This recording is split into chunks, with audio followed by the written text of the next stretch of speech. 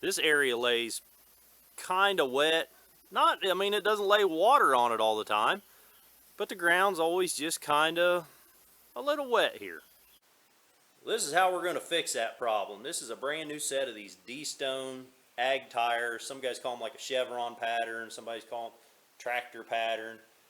This mower, this is my new mower, well, new to me, has turf tires on it. And they're in really good shape for a turf tire. They've got a lot of, deep tread. They're not worn out tires by any means. But they're doing terrible. And I know this is a hot topic for a lot of guys. And I'm not saying that one tire is right for everybody or one tire is wrong for everybody. Maybe some guys are dyed-in-the-wool turf tires, and that's fine. Other guys are the same way. These ag tires are in their blood, and that's fine. Maybe some guys' mowing styles just tend to fit one tire versus the other. There ain't no right or wrong here. It's whatever works for you. But in my own personal experience, the last mower I had was a Cub Cadet. And when I bought it, it had turf tires on it. And I mowed with it for about 3 times, and I was ready to run it off a cliff because it was getting stuck everywhere. I couldn't climb hills with it, hardly at all. Even just, the grass, it didn't even have to hardly be wet. It wouldn't climb hills in my old backyard. There was a couple of low spots in the yard that in the springtime would always kind of lay wet. I'd get stuck in there all the time. It was just always spinning, tearing up the yard. It was doing exactly what this thing is doing right now. And when I first bought that old Cub Cadet, again, I had it about 3 times. I was ready to sell it. And I thought, well, before I do that, let me see if I can find some ag tires, and I'll at least try it. Well, I happened to find a guy on Facebook that was selling a set of tires just like that. They were already mounted up on rims, and so I think I picked them up for $50 or whatever. I put them on that Cub, and it totally changed how that thing handled. I didn't have any more trouble out of hills. Wet spots weren't a problem. Didn't tear up the yard at all, really. And I mowed with that mower probably for another 8 or 9 years. That was a great mower. After that, after I changed those tires, I loved that mower. The only reason that I got rid of it, and I just sold it yesterday, I haven't used it at all this spring. We're in mid-June right now. When we bought this house back in, I think we bought the house in November, moved in November, I bought this Skag mower off the previous owner. And I think my old Cub was like a 38-inch wide cut. This was 61-inch. And I've got a lot more yard to mow now. So I am just as frustrated with this mower now as I was with that Cub years ago. So before I sell the thing, I'm going to go ahead and hopefully I'll have the same kind of experience out of these tires as I had out of the other ones. These are a D-Stone brand tire. I'd never heard of D-Stone before looking into these. So I've only known about D-Stone for about 3 or 4 days. It's a 23 by 1050-12. That's the exact same size that's written on the sidewall of these tires. I'm a little bit nervous about the fit just for fenders. Those turf tires they've got a pretty tight clearance there. I'm hoping these things don't rub. Once I get a little air in them, they're going to swell up a little bit. I hope they don't rub. I guess I could remove the fenders if I have to. Hopefully I won't have to. I picked these up online. I was calling around to my local guys, and I was looking online, and I went ahead and called my local guys anyhow. 2 different shops that I normally deal with a lot, mowers around here, and they were both quoting me these D-Stone for, I want to say it was around $95, 95, $97. They also were quoting me, I think one shop quoted me like a Carlisle or something like that. It was like $110 a tire. And as much as I like to shop local and everything, and I do like my local guys, they're good shops, and I kind of hate to not spend money there, but I think I checked Amazon and eBay. They were both about mid-70s on these tires, and this is per tire. So you know, my local shop wanted like $95 for that tire. eBay was at like 73, and I got them off of simpletire.com. I've never heard of simpletire.com until that day, and they were a couple of bucks cheaper than eBay or Amazon. So I think I picked them up for like around $70 a tire. So that's $25 cheaper than my local guys. That's per tire. That's $50. You know, as much as I like shopping local, $50 is a lot of money to me. That might not be a lot to some guys, but that's a lot of money to me. So they shipped FedEx. They were here in like, heck, today's Thursday. I think I ordered them on Monday or Tuesday. So they shipped a whole lot quicker than I thought they would. So anyhow, I'm going to go ahead and jack the mower up. I'm going to do one at a time. So I think I'll start with this side. All right, guys, these things are a pain to break down. You know, lawnmower tires, four-wheeler tires, tractor tires, hell, any tire's a bitch to break down, but the bead on these things is pretty bad. This is my setup for breaking down tires. I'll stick a chunk of wood under there, 2x4, 4x4, 2x6, whatever. Get the end of it out as close to the rim as you can, and sometimes you get lucky, and just jumping on this thing, you'll get the bead to break. Now, I did get lucky on the other side, and the bead broke just by jumping on it. This side here is being a little more stubborn. So I'll get that lined up pretty good there. We're going to fire up the car and see if we can get it to break this way.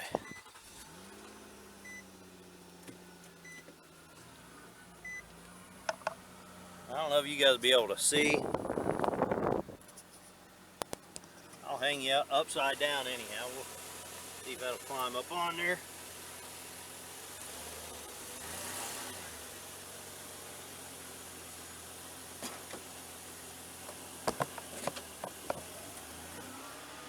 Didn't sound like it popped. No, it ain't really even putting much pressure on it yet.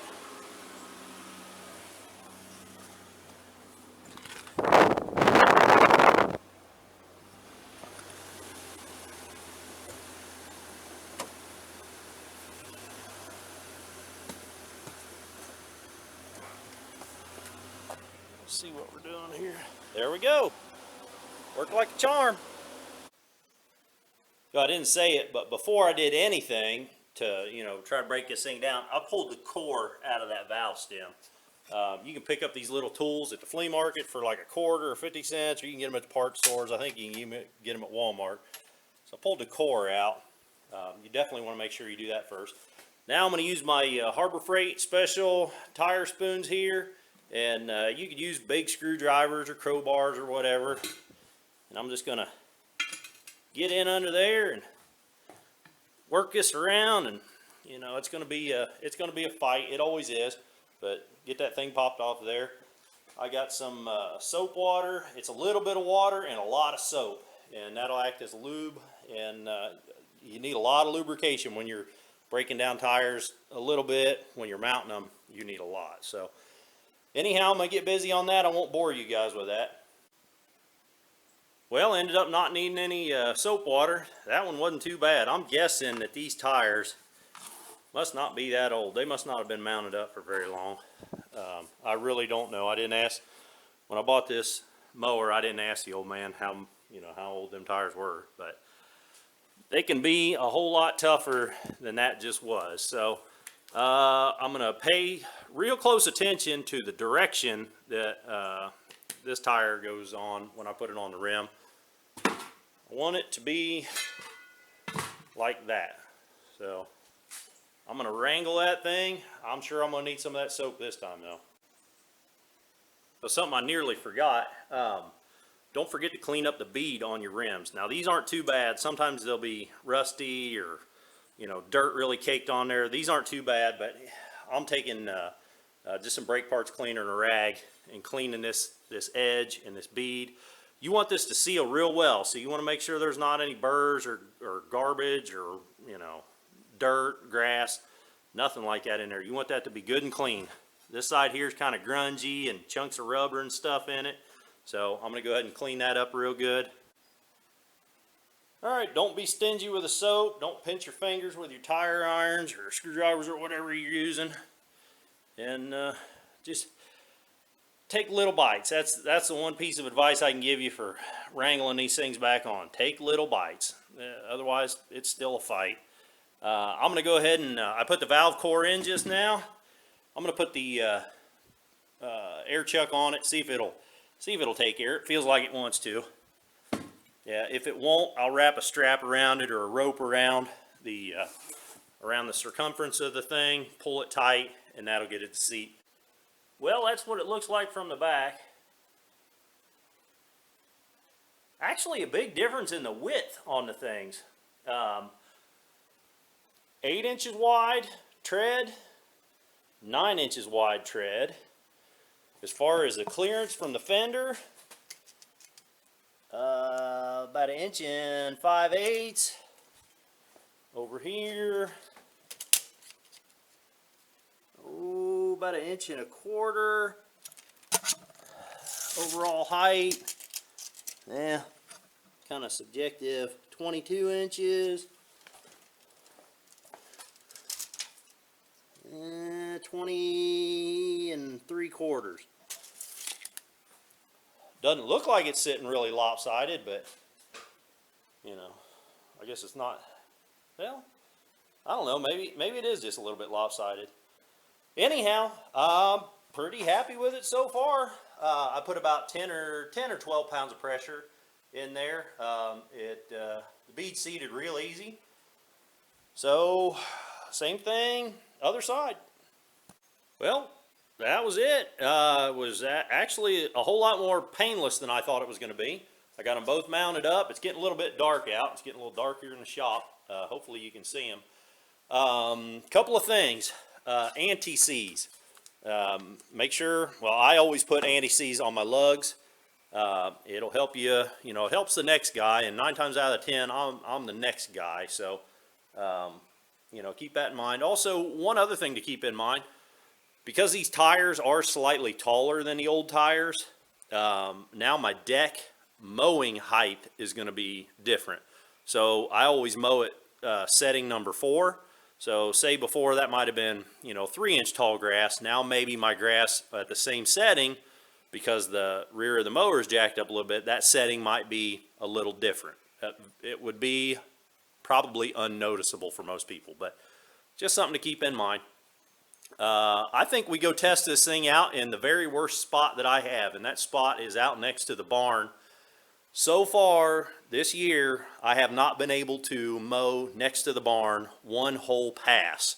I've had to run back and forth, and there is a spot out there that I have not been able to mow yet because I can't get to it. About 3/4 of the way down the barn, I always have to bail out, back up before I get buried. So that's my worst spot. I think that'd be a good place to test out these new tires.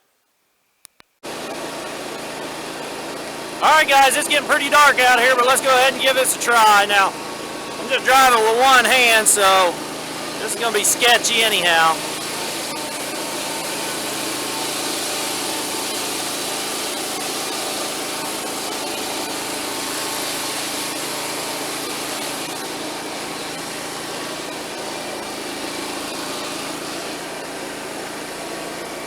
No problem.